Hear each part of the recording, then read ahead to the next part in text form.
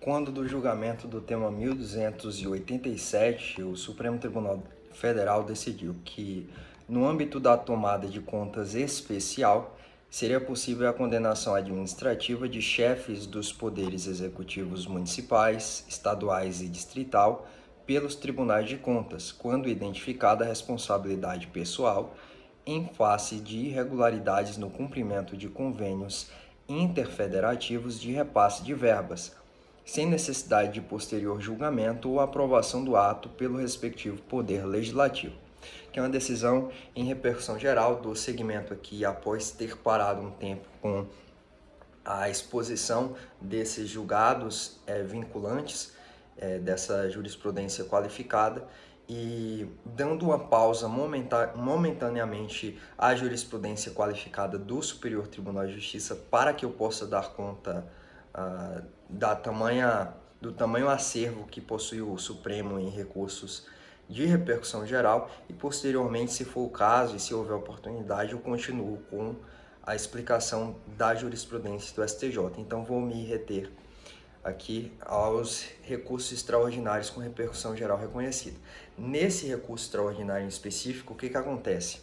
O STF posteriormente julgou, salvo engano, uma ação de controle concentrado de constitucionalidade que recentemente, nesse ano de 2025, que sufragou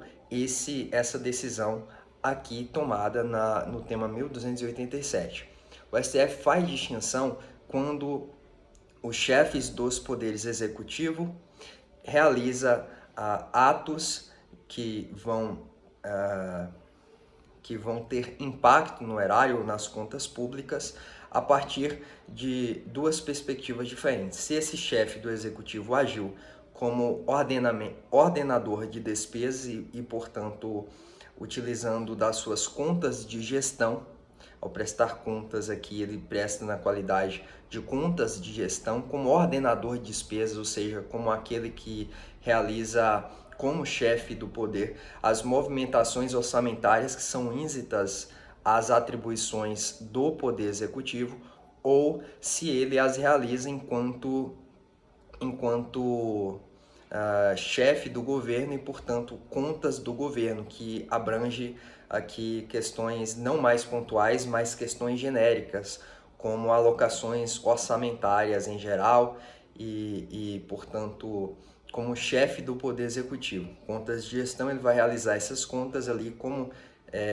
realizar os gastos públicos de maneira pontual. As contas de governo são aquelas que estão ínzitas ao seu cargo de chefe do Poder Executivo, ou seja, chefe maior da administração pública, seja no âmbito federal, dos estados ou dos municípios.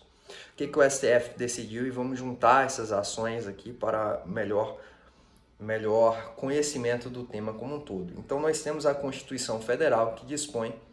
que haverá um exercício de controle externo das contas do chefe do Poder Executivo, e esse controle externo é realizado pelo Poder Legislativo. Ocorre que a Constituição diz que, juntamente ao Poder Legislativo, os tribunais de contas exercerão funções auxiliar, sendo que, no âmbito municipal, esses tribunais de contas, ao exercer ali seu parecer prévio sobre essas contas, eles o farão para posteriormente o Poder Executivo Municipal aprovar ou desaprovar com um quórum de 2/3, também conforme a Constituição. Então, há aí uma posição peculiar quanto à posição desse ente federado, que é o município, ou o Distrito Federal, quando fizer as vezes de município, apesar que não há prefeito no Distrito Federal. Então, dito isso, o Tribunal de Contas ele não está subordinado ao Poder Legislativo. Ele é um órgão autônomo que está lado a lado com o Poder Legislativo para exercer essas funções auxiliares, mas não apenas. Ele possui um perfil institucional próprio e exerce, portanto, funções que lhe são próprias. Dito isso, quando do julgamento das contas de governo pelos chefes do Poder Executivo, o Tribunal de Contas não poderá julgar essas contas, mas tão somente emitir parecer prévio a ser chancelado ou não pelo Poder Legislativo. Em relação às contas de gestão que estão ligados a essas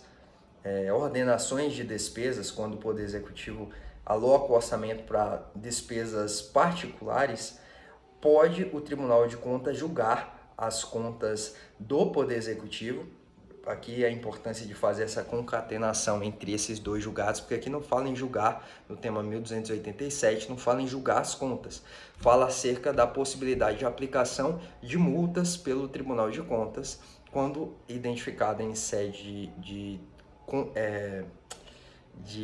tomada de contas especial essas irregularidades.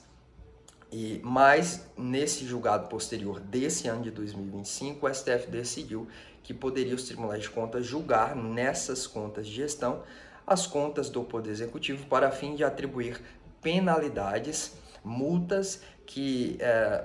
no final serão aplicadas pelo próprio Tribunal de Contas, mas o ente beneficiário poderá executar e não o próprio Tribunal de Contas, como já decidiu o Supremo Tribunal Federal.